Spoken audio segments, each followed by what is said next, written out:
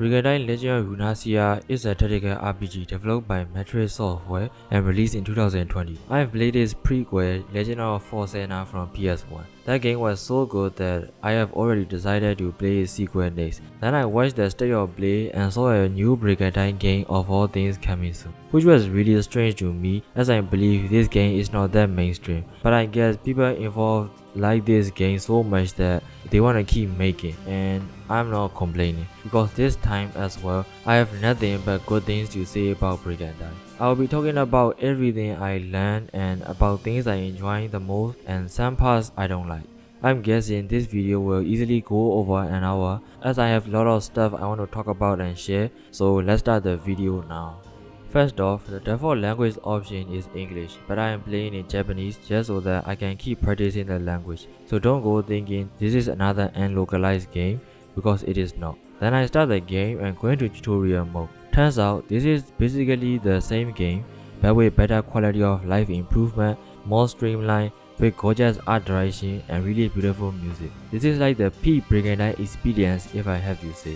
So to quickly explain what this game is all about, this world has mana flowing everywhere which was given by the god. The game has 6 different nations with different religion and culture and a whole bunch of rune knights and backstories. There are around 100 rune knights that are playable and also voiced. But in my playthrough, I focused solely on the main cast but found myself controlling a total of 5 teams later in the game. I'm playing in normal mode, which has time limit of 5 years. 24 turns make a year, so it is like a lot of turns.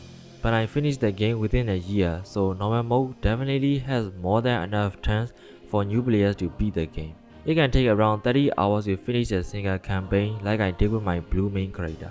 There are also other heroes you can pick and choose, with the only difference being of course how the main characters play and then some starting units may differ, as well as the number of lands you own right from the get-go and the geography differences. Among all the main characters, this glass guy was the least memorable character for me as he got deleted the quickest in my playthrough, and I doubt he is even that important at all, judging from the fact that the god did not even summon him during the last fight. Maybe he didn't have a Brigandine unlike other nations, I'm not sure. Also, you get a Brigandine whenever you defeat one nation completely. Equipping it gives you a total immunity from all bad status. I didn't know I can choose to fight whether the god or the monster in the end, so I went into the final battle equipping the item because the game demonstrates for you beforehand that that monster can petrify your units easily. But I chose to fight with the god instead, and the game warned me that it will be difficult. But I'm here to tell you that it is not. Maybe at least for the normal mode I'm playing. Anyways, after the glass guy who used black magic, you have this Amazonas hero who specializes in healing and all that. This guy right here can use red magic and buff attacks. Then this buff dude with tons of armor who I find really scary because one of his white magic infused attack damage was so high that it can one-shot most of my units without the debuff. And also his team usually consists of tons of healers, and because he also have natural high HP, it was really hard to bring him down in most battles. Then lastly, you got the pirate lady who has the highest evasion of all heroes and use green magic. And out of all those amazing characters, I decided to go with the most basic looking default blue heroes. Class changing exists in Brigandine Legend of Runasia. The only person that cannot class change in normal way is the main character, which in my case is Rubino. In previous games though, you can only class change your main character only after you defeat the bad guy. But in this game, you can class change either after you have conquered 2 to 3 nations or after several turns have passed, both of which I'm not sure. And once you do class change your main character, they get new skills, magic and passive and overall stat boost. As for Rubino, he gets this skill that deals damage and also boosts defense if it hits. Not the worst kind of special skill out there, but I cannot argue with the choice I made. So as you can see, the replayability is high as usual with 6 playable nations. I can't help but wonder what some monster final evolution looks like, because I didn't manage to find any items needed to evolve monster to the final stage during my playthrough. You can obtain them by sending your units on quests, but the only rare item I got in my playthrough was a consumable item which let you revive one of your monsters. This was definitely not there in the previous game, because if your monster dies, it is gone forever permanently. Not that I had a good use out of this item either, for I just used to revive one of my dogs. The rarity rate depends on how many arrows appear on the quest, and it also depends on what heroes you choose to send on quest.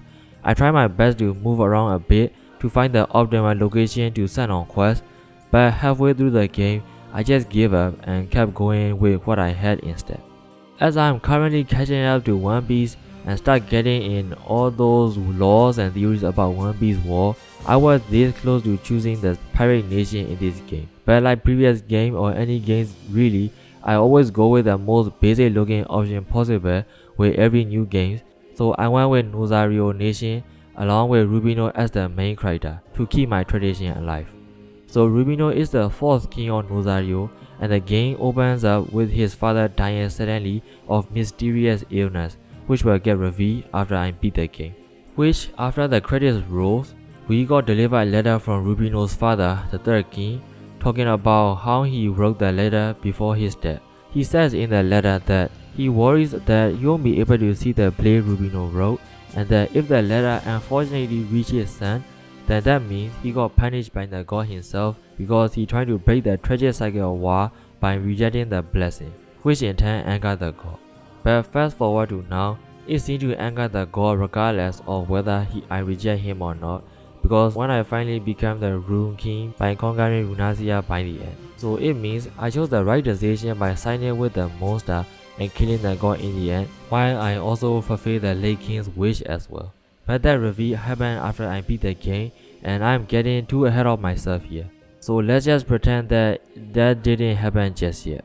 Back to the current times, the news have just spread across Nozario that the other nations are starting the war, so Rubino will also be joining the cause as well to protect his nation and conquer the continent under the name of justice.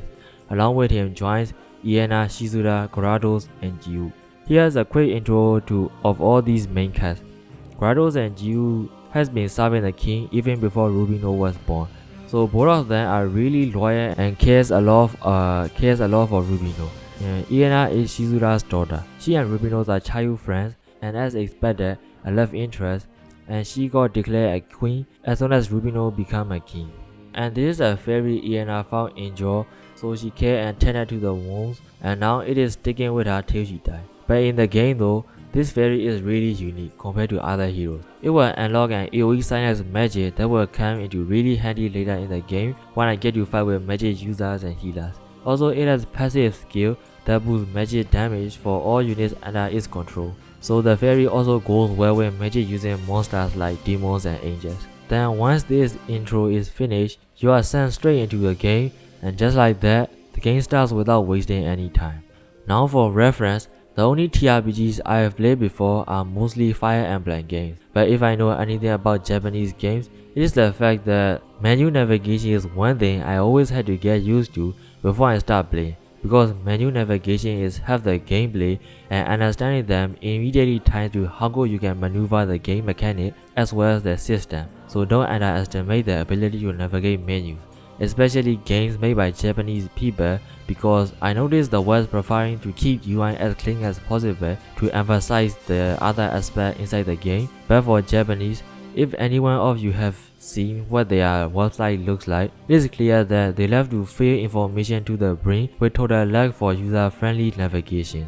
But now, instead of arguing bad website designs or anything, I just came to accept it as the cultural and philosophical aspect they incorporate, not just in website or societal culture as a whole, but also inside the games they make. So I want to talk a little more about my behind the scenes stuff after I made SN3 video. I immediately jumped to play Nemuru Mayu from one of the viewers' requests, but dropped it halfway through because I just cannot tolerate looking at those really ugly polygon PS1 graphics, and got really afflicted with depressingly isolated and hopeless fight of this game war and story and characters, all of them. This game made me realize how little I can tolerate games that looks bad to my eyes. That said, the gameplay was refreshing when, with this pseudo real-time action-based dungeon crawler genre with really engaging battle system that never fails to clench my toes every single fight and spikes my anxiety. But that alone wasn't enough to keep me playing, so I decided it wasn't worth at the cost of my sanity. All that is to say that jumping from Nemuru Mayu to Brigandine totally lightened up my day with really beautiful artwork and really aesthetically pleasing art direction. It's like coming out of those dungeons and feeling the sunlight after a long time kind of feeling. So this is my save file before the final battle, and here the time is completely stopped, so you can grind however long you want without worry of the time running out, I think. Because I didn't do that, and instead I just head straight forward to fight with the final boss. In the final fight, you get to choose whether you side with the god or this woman and the monster. This woman is half god and half human, and our backstory shows that basically her mother was so beautiful the god couldn't resist and came down to her mother and gave birth to her. And because she is half god, she knows what the god himself is thinking right now, and knows that although the god gave people mana to aid them with lots of stuff, it also creates an endless cycle of war because of it. So the only way to actually stop war and bring peace to Runasia is to kill the god and erase mana entirely and put the power back to humans' hands once and for all. So I did just that and end the game. The god will send out 5 copies of heroes, minus the glass guy, and my job is to defeat 5 of them in order to bring down the shield from the god, which resists all sorts of damage. You can either chip away at the god or wait for the monster to blast out its beam for a huge amount of damage if you manage to bring down the shield in time. I was hoping to see different enemies to fight for the final battle, but I think the game ran out of budget, which also seemed the case for this prequel, as it also reused the same assets with lots of recoloring, which is fine I guess. When the god or the monster shoot out its big attack, you need to position your units in a way that doesn't stay in the attack range, or else you will take around 1000 damage, which is enough to kill anybody from your side. But defeating the god himself is easy, as he won't counter attack you back, so keep chipping away and he will die eventually. Also, those 5 copies will get revived after a few turns, and I had to defeat them twice in my case before I struck down the god finally. So as you can see, the final fight wasn't all that special and difficult or anything. It's more like a spectacle to celebrate that you actually did it.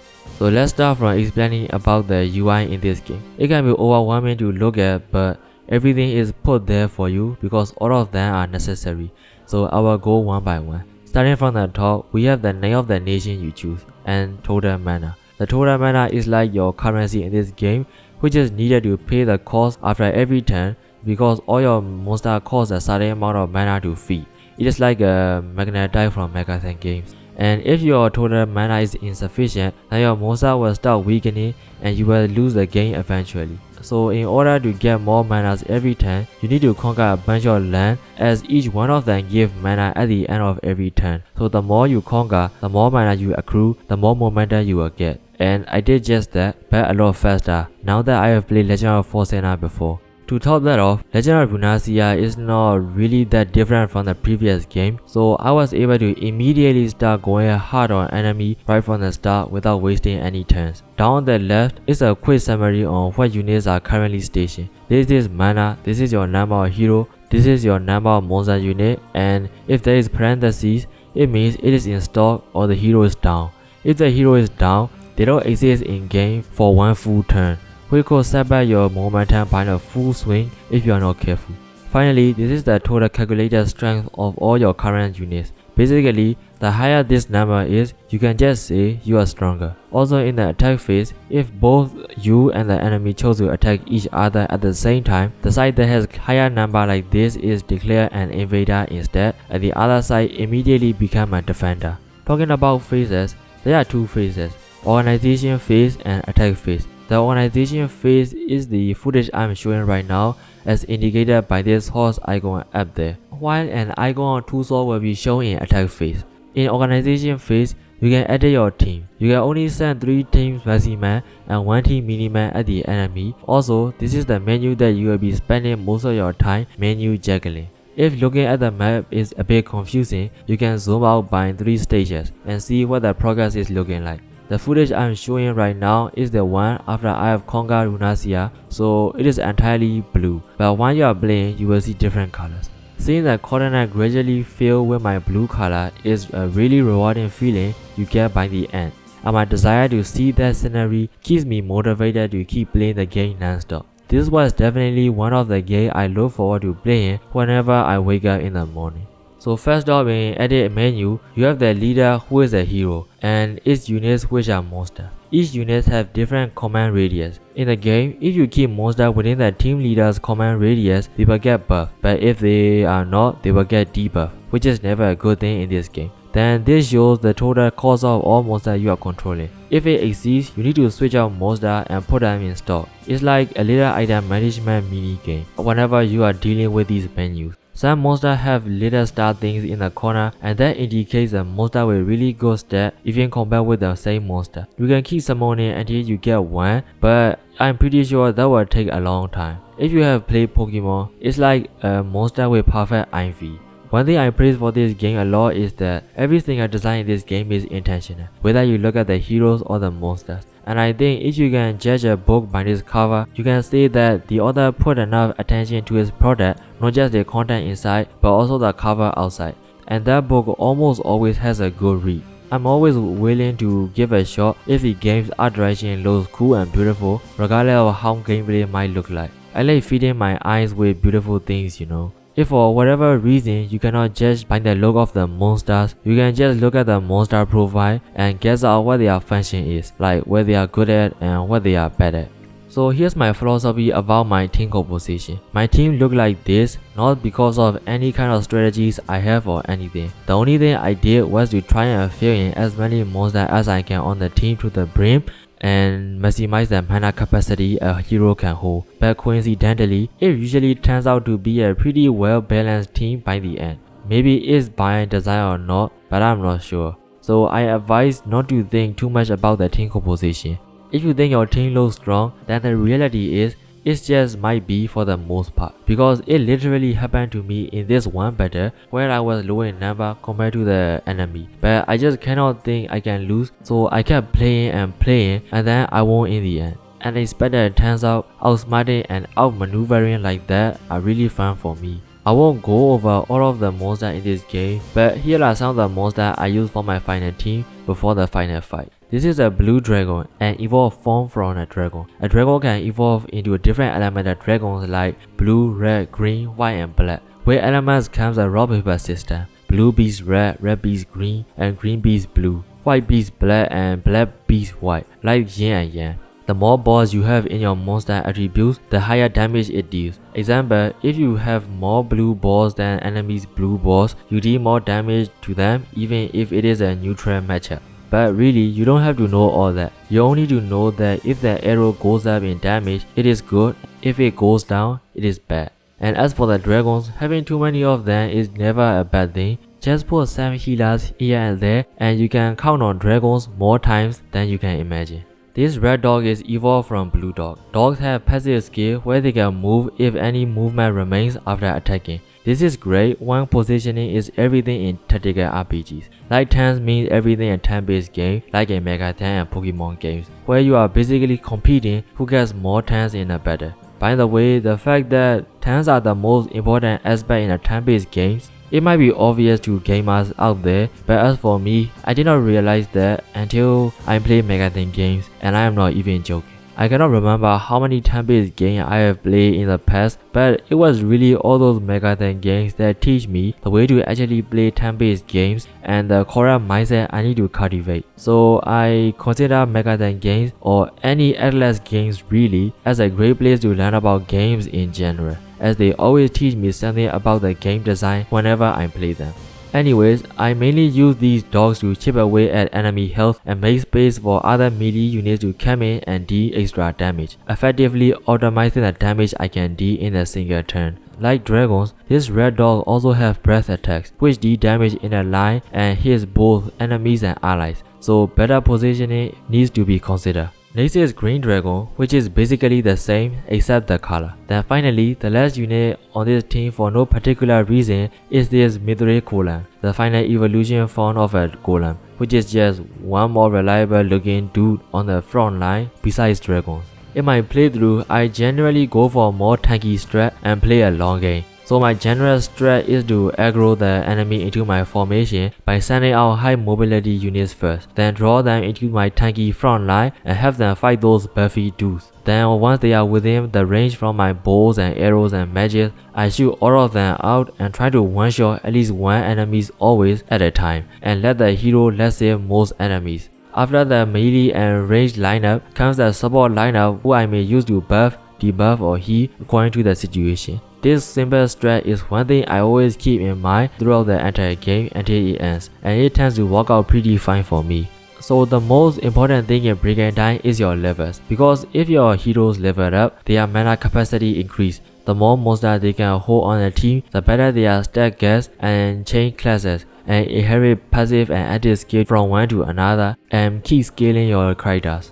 Also inside battles, there is a turn order, and your hero levels are what determines who moves first in this game. And if there are multiple same level heroes, your agility stat checks come into place. So in summary, the higher the level, the easier time you will have in this game. And I advise stacking 3 high level heroes on every attacking teams so that you will get 3 consecutive turns in order inside the battle, so that you can do consistent and reliable distraction in a barrage to an enemy every time your turn comes around. Now another unique thing about Golem is that it is not affected by any bad status ailment. There are 6 bad status: paralysis, petrifying, poison, mute, charm, and stun. There is also another status called zombie, which is specific for units who got revived by Lich and are weak to white magic. Though I haven't tested whether I can revive a Golem who is not a flesh and blood being by the Lich, but it can be revived by the Revive Stone for sure, although it has a really low draw rate from the quest. Talk about bad status, each one of them is unique. If a unit is paralyzed, it cannot avoid and cannot counter attack, and more importantly, it won't be able to move. And this is the game that punishes bad positioning and reward good position. So needless to say, it is bad to be paralyzed and not be able to move and fight back. And that bad status is the reason why one of my favorite monsters is this plant. It has built-in attack that has paralysis and range attack that inflict paralysis as well, and also has stone gaze attack that petrifies enemies. Petrified enemies get defense boost but are lethally prone to magic attack. Some attacks cannot be used after you move, so that's a drawback for having such good attacks. In fact, most of the good attacks all have this drawback, so all the more reason you should focus on having better positioning than anything. Example, for me, I like spreading solo units here and there back in Fire Emblem games, but in this game, as if the game really wants you to stick together by looking at how the game encourages you to group up within the command radius for buff, while also having attacks that cannot be used after moving. But because I have to deal with it by minimizing the causalities as best as I can and keep taking out one enemy at a time, eventually they will lose enough units and retreat, or afflict them with bad status and prevent them from retreating, or just simply wipe them out if the AI got arrogant and foolish enough to stay behind and keep fighting. And sometimes during their retreat, they will leave behind their own units and you can choose to add them to your team or not. There was one instance really early into the game where the glass hero started running into me and was really off position. So I grouped up on him and punished him really hard and killed him as quickly as he came. So he had to involuntarily retreat and left his strongest unit right at the start of the game. Because in this game, if the leader falls, the team will also back off. But if the main character like Glass Guy falls, the whole team in the battle will retreat. Though retreating strategically is still better than getting killed, because if the leader gets killed, they get one-time penalty. Another monster that is also one of my favorite is this Lizardman. As far as I can tell, it's the only monsters with a passive that has the chance to half damage from the enemy, also while dealing moderate damage back to them. Not only does it get evasion and accuracy bonus from swamp and rivers, it also has good mobility on land. So needless to say, this unit is really easy to use and efficient all-rounder. Like I mentioned a number of times by now, tactical RPGs including but not limited to Brigandine rewards good position. So they put additional terrain bonuses like swamp, river, plains, mountains, and forests. Also, you get terrain bonus inside towns and cities as well, which will aid you in your tower defense by giving you evasion and accuracy bonus as well as HP regen. Aside from terrain, there is also ground and flying units. Only ground units get terrain bonus and penalty, while flying units are exempt from all kinds of terrain bonus as well as penalties as well, but with the drawback of being weak to bows and arrows. I say it is weak to them, but it is not a lethal threat and punishing by any means, unlike Fire Emblem games. Talking about flying units, next up is Bahamut. This guy is a final evolved form from Wyvern. I got this giant Wyvern so early into the game from the battle with the glass guy I mentioned earlier. By the way, I forgot to mention the plant guy from earlier. Yeah, I also got it from making another main character force retreat. So 2 stronger units from 2 nations were in my hands even before the game starts properly, so no wonder I had a good run in my campaign. I use Bahamut and Wyvern mostly to chain the enemy, utilizing ZOC, which is abbreviation for Zonal Control. I still don't fully understand how this mechanic works, but you can just look at where the chain icon shows and put the monster there without thinking too much. Brigandine Legend of Runacia use hexagon grid-based system compared to square grid-based system in Fire Emblem games. And now I think I'm starting to prefer the hexagon than the square just because how much nuanced strategy element it provides for the players. And that brings us to the next topic. Objective. There are many different objectives you can aim depending on the situation, like aiming for the main character and force all of them back, or even when you are in a predictable losing matchup, you can still try and kill off the strongest one by throwing bodies and trading off weak ones from your side, because just losing a single monster can make a huge impact in this game. So even losing battles can net you advantage in the long run, as there is always a comeback potential no matter how you play Brigandine. Next up, we have Nightmares, an evolved form of Unicorn. Unicorn can evolve into 2 options, a Pegasus or a Nightmare. Among them, I prefer Nightmare because Pegasus is just a healer on a wing, and Nightmare has built-in knockback attack and also has debuff that can lower attack and armor as well as magic resist and damage output. And on top of that, it can heal and cure bad status as well, so it is like a superior option compared to Pegasus. I remember preferring Pegasus in the previous game, but now I like Nightmare more. Again, another reason is because of its knockback attack. I can reposition the enemy while avoiding counter attacks from melee enemy. The amount of utility this guy has is insane, as you can see, and I make sure I have at least 2 to 3 of them on attacking team at all times. Next is Archangel, an evolved form of Angel. It is the archetypal white damage dealer and its counterpart is Demon, who can shoot black magic. Both of them are useful as always, just like in the previous games, as they can shoot magic, which is on a separate category from skills and has no accuracy checks and light skills. With one downside, of course, with no move rule, where you cannot unleash any form of magic after you make a move, so beware of your position.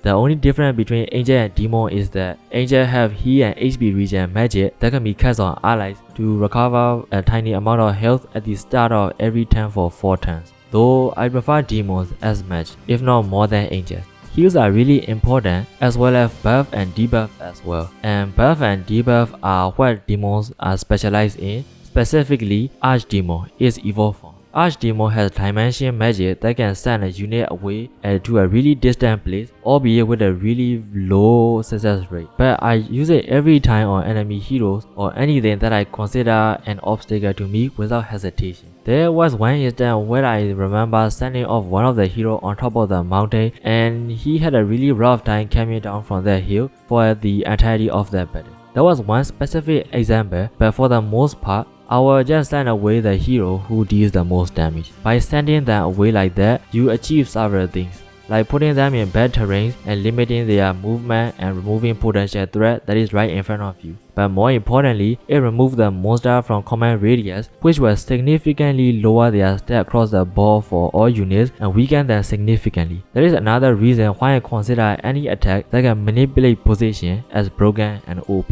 On top of Archdemon having the broken dimension magic, it also has gravity magic that changes the terrain type of whatever unit it hits into plain terrain type and lower evasion and accuracy. Having all those really great magic is good and all, but always be sure to remember that both monsters have weak melee combat capability and a matchup. So as long as you can put them at a safe distance, the game is in your bag. Next up is Lich, which is final evolved form from Ghoul, which is like late bloomer unit that is extremely useless early and somehow still continue to be useless even in its final form, though it has the most unique special skill and magic like lifesteal and reviving units. I am still arguing myself whether it was all worth it in the end or not for raising it towards the final evolution, but I have decided that it was not in the end. I mean, I will consider this guy really good if the revive monster is permanent, but no, they will die again and disappear after the battle ends. Next is High Centaur, an evolved form of Centaur. This guy's sole purpose is for range chip damage and is really good inside forest, which is its preferred terrain type. Nothing more to add on it other than I love bows and arrows in my tactical RPGs. Then here's another monster who I use solely because it has magic that let the unit move again, which is again really broken when it comes to tactical RPG, same with Dancer from Fire Emblem games. Then lastly, another one of my favorite is this Sea Serpent. Not the biggest fan of its monster design, but I cannot argue with its utility. Sea Serpent has basically the same function as the golems, but unlike golems, Sea Serpent can also move on water, gain terrain bonus, and has range attack as well. So all in all, a better golem in my opinion. And in its evolved form, it also gains a skill that lets you unleash an AoE stun attack if it is on water. But I had to plan launching that attack carefully, for it also hits both enemies and allies. There is also a bird that can screen AoE stun attack that can deal big damage to mountain-based monsters like golems and cyclops, but didn't find that much usage outside of that, so I can only give honorable mention at best as their utility is very situational and limited. And that's about everything I have to talk about concerning the monsters and organization phase. As for the rest of the game take place inside the attack phase, and all of the good strategy and planning and unrouting stuff happen inside them. The gameplay experience is uniquely for the players to enjoy, so hopefully you get a general idea of how this game works and feels like by now, and can go and play and enjoy the game right now.